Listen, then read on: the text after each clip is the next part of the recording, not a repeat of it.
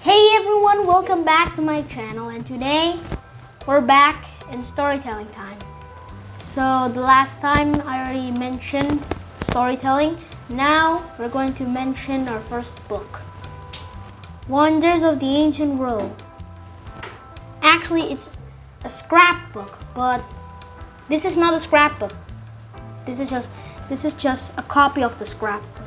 The real one was donated to the Athens Museum 400 years after it was written. It was written by a guy named Darius Antonopoulos from 1607. Wow, that's a long time. Indonesia is still occupied. Anyway, we're going to mention about wonders of the world in this book. Okay, let's start, guys. But before we start, please like and subscribe now. Okay, first page. The statue of Zeus at Olympia. I rode for 2 days upon my trusty donkey to reach the ancient site of Olympia. Once, paved walkways and temples could be found here. Now, as I wandered through broken stone columns and rubble, I learned that much of the ancient Olympia has been damaged by earthquakes and floods. Yet, amid the rubble and broken pillars, I found nothing of value to offer to Hermes. Okay, so one page back I forgot to mention. He has an ancestor from ancient Greece, and he's honoring to Hermes with the offerings from the 7 wonders of the world. Okay, so let's mention about the statue. The statue. The temple of Zeus was the most magnificent of all time, all the buildings at Olympia. It was built in the 5th century BC to house one of the 7 wonders of the world. The statue of Zeus. The Greeks worshipped Zeus as the king of the gods. Carved from ivory that was then covered in gold. The 12 meters tall statue sat on a jeweled throne. The statue was later taken to Constantinople, where it was destroyed in a fire in AD 475. Okay, so now it doesn't exist. It's destroyed in Constantinople, or modern Istanbul. The Olympic Games. The Olympic Games began here around 776 BC as a contest between athletes from many warring Greek states. This event aimed to bring leaders through to discuss their differences peacefully and enjoy the sporting spectacle. It became traditional for the games to be held every 4 years, a period known as Olympiad. And by around 400 BC, athletes took part in events such as the discus, the javelin, the long jump, wrestling, boxing, and even chariot racing. All the athletes competed naked, and they had to be free men, not slaves, who could speak Greek. Women were not allowed to take part or even watch the events. Okay, so long ago, the Olympics were only for men, no women, unlike the modern Olympic we know today. The lay of the land. Many impressive buildings could be found on the ancient site. The Leonidion housed important visitors and athletes. Okay, so long ago, Olympia was the center of the Olympics, so it kind of makes sense. Wait. There were also rooms for competitors in the gymnasium, which included an enclosed space to practice the javelin discus. The palestra, where the athletes trained for wrestling, and pankration, a vicious form of fighting.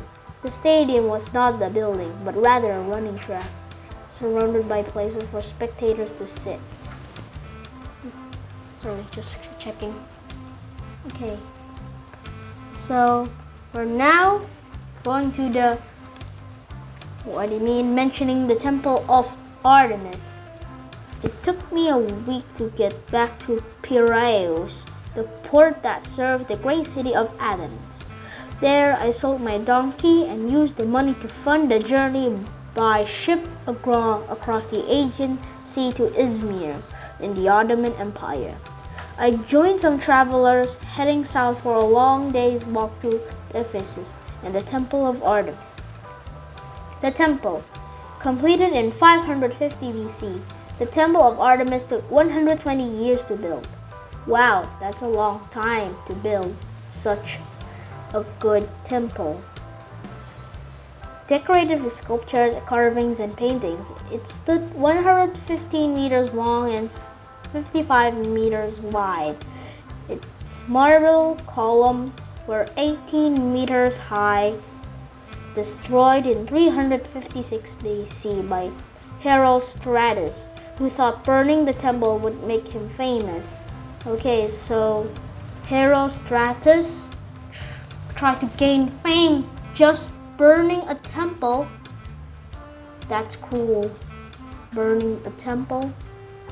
That's destructive. Okay.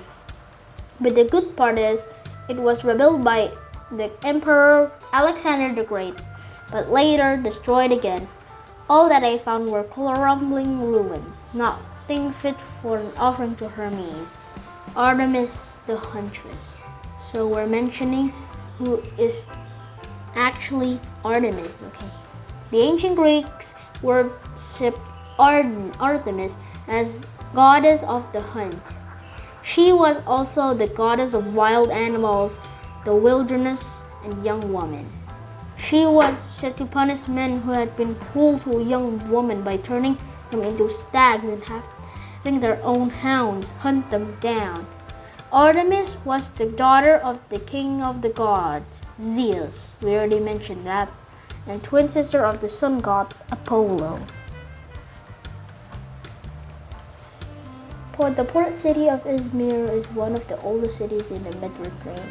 People have lived in this area since 7,000 BC. Over the years, the Greeks, the Romans, and the Turks have all battled for control of Izmir. The Seven Sleepers. Ephesus is a truly magical place. There is a legend that tells of 7 young men who were forbidden by the Roman Emperor Decius from becoming Christians.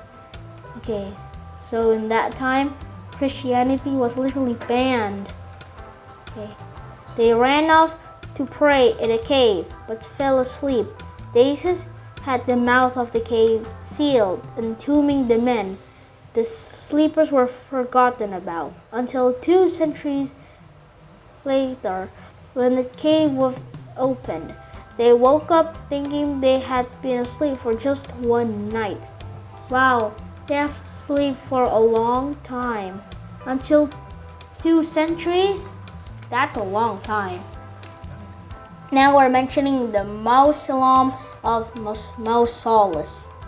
I spent a long, hot day hiking from Ephesus to the port of Kusadasi, where I joined the crew of a coastal trading ship.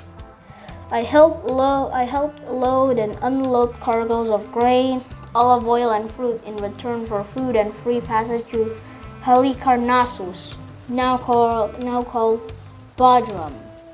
After 3 days, we reached the ancient city, where I hoped to find the tomb of Mausolus and a suitable offering. The tomb. The mausoleum of Mausolus stood for 700 years before being destroyed by earthquake around 1400 AD. Alexander the Great saw it towering over the city, where he conquered Halicarnassus in 334 BC. The entire structure was around 45 meters high. Wow, that's a tall building. The lower third of the tomb was made of stone and decorated with amazing carvings of battle scenes from the Greek mythology. On top of that came giant stone columns sporting a pyramid roof. At the very top was a huge bronze statue of Mausolus and his wife, Artemisia, riding valiantly in a chariot drawn by 4 horses. Okay, so we're going to continue later in the next video. Thanks for watching, guys, and it's my dream to go to 1 million subscribers. Thanks for watching again.